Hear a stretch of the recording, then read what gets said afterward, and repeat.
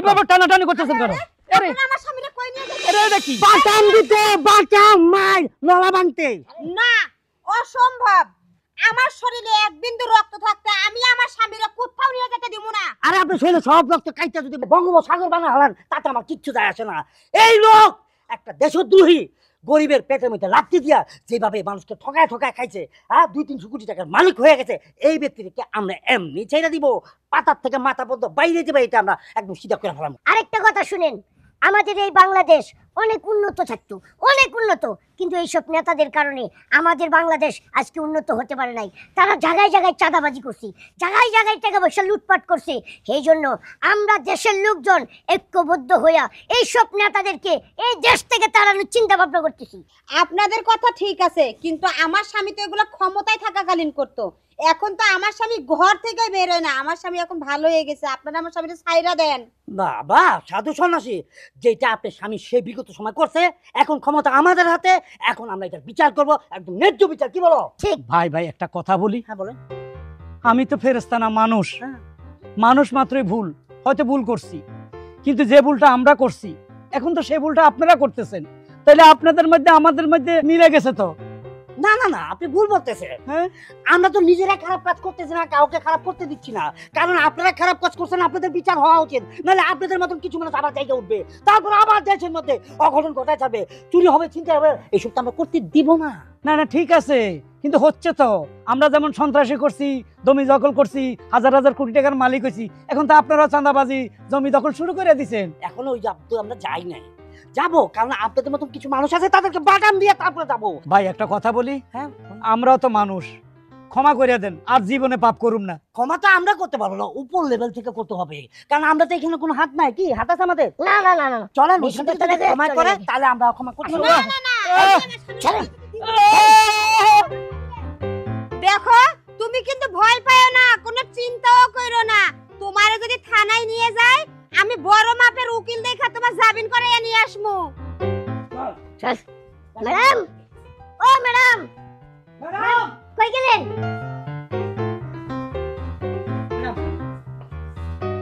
কি হয়েছে? এত চেঁচামেচি করছো কেন তোমরা? ম্যাডাম দেখেন, সন্ত্রাসী ধরে নিয়ে আসছে, দেশদ্রোহীকে ধরে নিয়ে আসছে।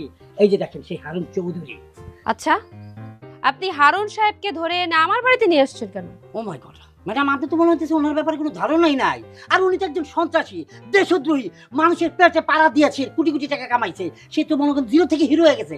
তারে আমি মনে হচ্ছে কি করবো, তা তো বাটাম দেওয়ার জন্য আপনার কাছে নিয়ে আসছি। শুধু তাই না ম্যাডাম, ওর বাপ ছিল একটা জাইলা, ওদের সংসারে টাকা পয়সা নাই বলতেই চলে, কিন্তু এই সেই লোক 200 কোটি টাকার মালিক কিভাবে হয়? আপনি এখন তার ইচ্ছা মতো বাটাম দিয়ে জিজ্ঞেস করেন এতগুলো টাকা কিভাবে আত্মসাৎ করছে। ওকে ওকে, চুপ করো, ওনার মুখ থেকেই শুনবো। আপনি একজন সামান্য জেলের ছেলে হয়ে 200 কোটি টাকা কোথায় পেলেন? চাঁদাবাজি করছি ম্যাডাম, গার্মেন্টস থেকে চাঁদা উঠাইছি, জমি দখল করছি, গরিবের পেটে লাথি দিছি অনেক সময়, এভাবে 200 কোটি টাকার মালিক হয়েছি ম্যাডাম। সত্য কথা আমি জানি, সত্য করলে আমার সাজা হবে, মিথ্যা বললেও সাজা হবে, তাই সত্য কথাটা বলে দিলাম। বুঝতে পেরেছি, ক্ষমতার অপব্যবহার যেটা আপনি করেছেন। আপনাদের দলের কিছু মানুষ এগুলো করেছে, কিন্তু দলের সবার নাম পড়ছে। শোনো, জি ম্যাডাম। কুকুর যদি তোমাদেরকে কামড় দেয়, হ্যাঁ। তার লেজে গিয়ে কি তোমরা আবার কামড় দেবে? না না, পাগল পাইছে।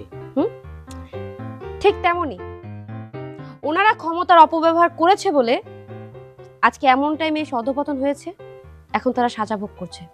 এখন আমরা ক্ষমতায় আছি, এখন আমরাও যদি আমাদের ক্ষমতার অপব্যবহার করি, ওনাকে আমরা নির্যাতন করি, সাজা দেই, তখন কিন্তু একটা টাইমে আমাদের অধঃপতন হবে। ওই সময়টাতে আমাদের উপরেও নির্যাতন হবে। তাই যা কিছু করব সৎ পথে থেকে সঠিকভাবে করব। ম্যাডাম একটা কথা বলি, অপরাধ আমি করছি, আমার বাড়ি তো করে নাই। আমার একটা বাড়ি আছিল, বাড়িটা সব ভেঙে দিছে। বাড়িটা তো দেশের সম্পদ, বাড়ি ভেঙে লাভ হলে কি? আমারে মারো, আমরা জেল খাটাও, আমাকে সাজা দাও, বাড়ির কি অপরাধ? ওটা তো দেশের সম্পদ। দেখছেন ম্যাডাম, কি একটা ভুল কথা বললেন উনি। আরে আপনি অবৈধ পয়সা দিয়ে ওই বাড়িটা বানাইছেন, তা আপনার অবৈধ পয়সার বাড়িটা কি আপনি রাস্তা থাকবে? এমনকি ইট বালু সিমেন্ট কি বিক্রি করে মানুষকে টাকাটা পরিশোধ করতে পারবো না? ওই বাড়িটা আপনারা সরকারিভাবে নিয়ে যান, ওখানে অফিস বানান, এতিমখানা দেন, মাদ্রাসা দেন, মসজিদ বানান, ভাঙবেন কেন? উনি কিন্তু কথা একদম ঠিক বলেছে, ওটা সরকারি সম্পদ, কারো ভাঙার অধিকার নেই। ওটা কিন্তু আমাদের জনগণের সম্পদ। তাই বলি কি, আমরা ক্ষমতার অপব্যবহার কেউ করব না। ওনার যা সাজা দেওয়ার থানা দিবে, পুলিশ দিবে, আইন আছে, প্রশাসন আছে, এটা নিয়ে আমরা কোনো কিছু করব না, ওনাকে ছেড়ে দিন। জি না, অসংখ্য ধন্যবাদ আপা। আসসালামু আলাইকুম। ওয়ালাইকুম আসসালাম।